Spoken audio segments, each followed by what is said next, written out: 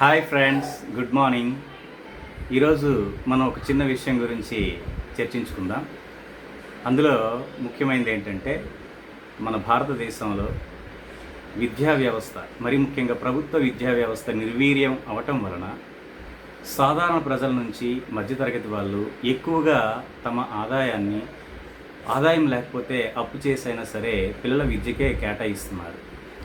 దానికి కారణం ఏంటి అంటే ప్రైవేటు విద్యా వ్యవస్థపై ఉన్నటువంటి ఒక రకమైనటువంటి ఇష్టం. ప్రభుత్వ విద్యా వ్యవస్థ అనేది క్రమక్రమంగా నిర్వీర్యం అవ్వడం.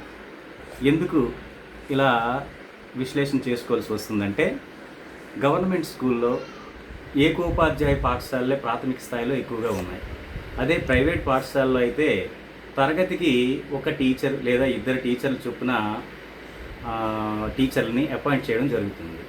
అందువలన ఎక్కువ మంది ప్రజలు ప్రైవేట్ పాఠశాలలో చేర్పిస్తున్నారు.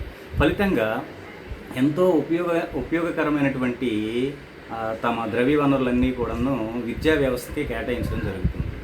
అదే ప్రభుత్వ పాఠశాలలు బలంగా ఉన్నట్లయితే ఆ సొమ్ముని పేదవాళ్ళు తమ అవసరార్థం అంటే తమ వినియోగాన్ని పెంచుకునే నిమిత్తం ఉపయోగించుకుంటారు. అప్పుడు వినియోగ వస్తువుల డిమాండ్ పెరిగి వాటి ఉత్పత్తి పెరిగి ఉద్యోగ అవకాశాలు పెరిగే అవకాశం ఉంటుంది.